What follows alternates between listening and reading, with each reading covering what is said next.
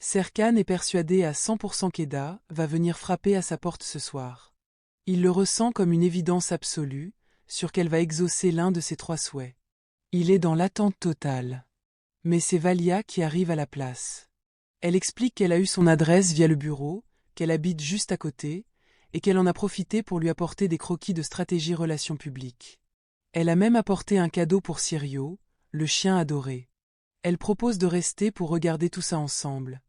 Et la soirée se transforme en dîner improvisé, ambiance sympa mais inattendue. Pendant ce temps-là, Eda se confie à ses amis. Elle est pleine de doutes. Est-ce qu'elle est injuste avec Serkan? Il n'a pas été honnête, c'est clair, mais il a signé ce contrat sans même le lire. Et elle admet qu'elle-même a caché des choses par le passé. Elle se remet vraiment en question. Valia se décrit comme une accro au travail pur et dur. Serkan lui répond avec sagesse. Il a appris, grâce à une femme super intelligente, on devine qui, à reconnaître ses propres erreurs. Pour lui, la discipline n'est pas un défaut, mais se perdre complètement dans le boulot peut te faire passer à côté des plus beaux moments de la vie. Changer pour soi-même, c'est une vraie force. Changer juste pour faire plaisir à quelqu'un d'autre, c'est une grosse erreur. Et là, Eda prend son courage à 2 mains, elle décide de surprendre Serkan. Elle frappe à sa porte sans prévenir, et hop, elle exauce son premier vœu. Ce geste tout simple marque un vrai tournant, une preuve de rapprochement et de complicité entre eux. Mais la soirée bascule vite, qui est déjà là, devient immédiatement méfiante. Valia insiste que c'est purement pro, qu'elle voulait juste parler des projets. Elle va même jusqu'à proposer un ciné un jour avec Eda. La tension monte d'un cran direct. Serkan essaie de détendre l'atmosphère. Il propose à Eda de recommencer la soirée, comme si elle venait juste d'arriver. Genre elle frappe, il ouvre, et il l'accueille avec un baiser. Mais Eda n'est pas convaincue. Comment Valia connaît déjà son adresse alors que c'est son premier jour au bureau? Elle reproche à Serkan d'être trop naïf, trop innocent face à tout ça. Valia lâche ensuite qu'elle devra repasser bientôt, parce qu'elle a oublié un pendentif chez lui. Pour Eda, c'est clairement une tactique pour revenir. Pour Serkan, c'est un simple oubli. La jalousie d'Eda s'exprime sans filtre. Plus tard, Eda découvre le pendentif posé sur le canapé. Elle est convaincue à 200% que Valia l'a laissé exprès. Serkan reste sur sa ligne, c'est un accident. La dispute éclate. Eda refuse de se faire manipuler, elle est blessée et elle quitte la pièce. De son côté, Valia confie à une amie qu'elle se rapproche de plus en plus de Serkan. Elle est persuadée qu'il va devenir son prince charmant et qu'ils sont destinés l'un à l'autre. Sa stratégie est limpide, rester le plus proche possible de lui, quoi qu'il arrive. Le lendemain, chez Effet, les filles discutent autour de la confiance. C'est la base absolue en amour. Certaines pensent que Serkan ne rentrera jamais dans le jeu de Valia, d'autres mettent Eda en garde. Il faut rester vigilante.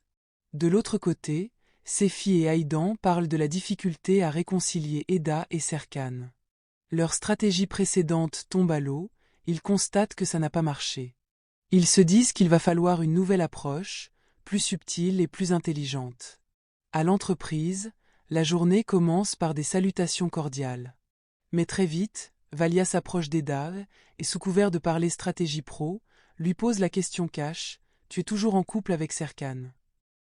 Eda avoue que c'est compliqué en ce moment.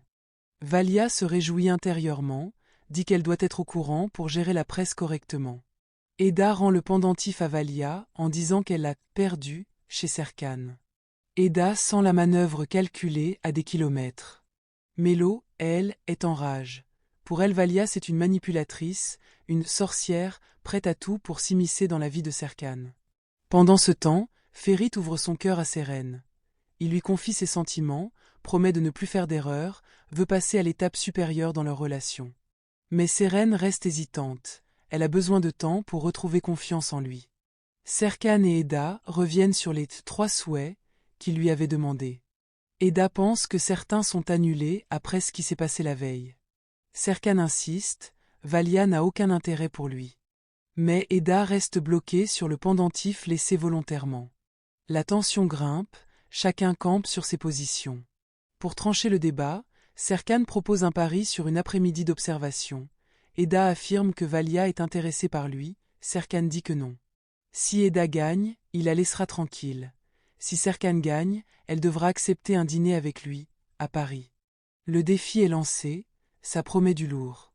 Dans une autre intrigue, Fifi raconte la soirée mondaine où le chef Alexander a complimenté Effé. Il a demandé son adresse pour lui envoyer un cadeau. L'attente du colis ajoute du suspense et une touche d'élégance à l'histoire. Serkan rappelle à Eda que les souhaits sont annulés, mais qu'ils ont cet après-midi d'observation à faire. Ils iront déjeuner tous les trois avec Valia pour vérifier ses intentions. Eda accepte, mais elle lui fait remarquer qu'il a l'air un peu trop impatient de partager ce repas avec elle. Le trio se prépare à sortir. La tension est palpable. Ce déjeuner va être décisif pour tester la sincérité de Valia et voir si le pari d'Eda tient la route. Pendant ce temps, Sefi et Haïdan évoquent encore le chef Alexander, qui est hyperactif sur les réseaux sociaux. Au restaurant, tout le monde commande. Serkan et Valia prennent du saumon grillé, Eda choisit des spaghettis aux champignons. La conversation glisse vite vers du perso. Valia demande direct à Eda si elle sort avec quelqu'un. Eda esquive, dit que c'est confus en ce moment.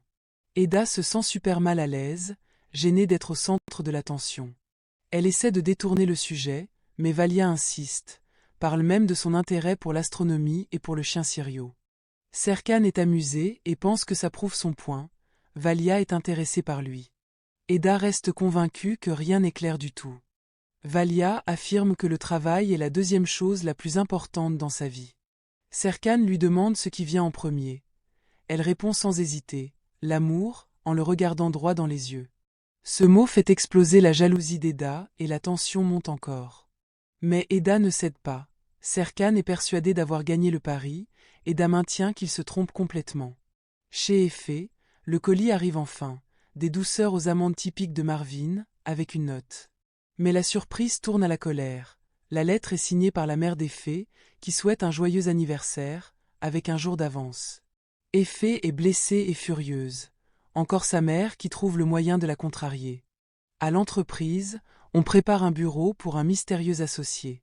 Serkan reproche qu'on ne l'ait pas consulté, Eda défend l'initiative. La méfiance grandit autour de ce nouveau personnage qui va bientôt apparaître.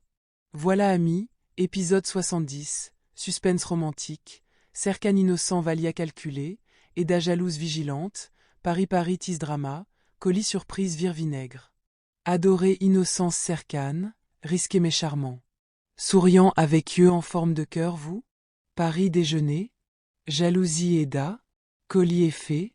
Dites commentaire, lis chaque mot. Si résumé plus, gros like, laisse ressenti, abonne-toi plus cloche épisode 71 arrive vite.